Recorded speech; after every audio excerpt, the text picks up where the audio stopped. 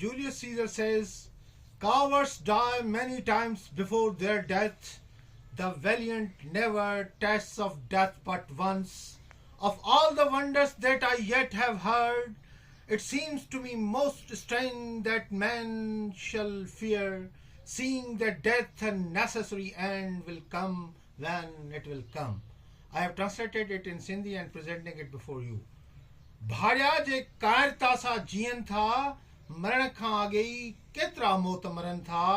बहादुरनि जियां को जी सघे त जिए, जो अंत जो जाम सिर्फ़ हिकु दफ़ो थो पिए. दुनिया जे इसरारनि मां हिकु इसरार आहे, दुनिया जे इसरारनि मां हिकु इसरार आहे जेको मूले बेहद पुरस्रार आहे त माण्हू बि भला मौत खां डिॼे थो, जंहिंजे आसरे हू जीए थो. मरण अटल आहे सो त हिकु ॾींहुं थींदो, मरण अटल आहे सो त हिकु ॾींहुं थींदो. उन जे ख़ौफ़ खां भला केरु जीअण छॾींदो, उन जे ख़ौफ़ खां भला केरु जीअण छॾींदो. तव्हांजी तमामु घणी महिरबानी.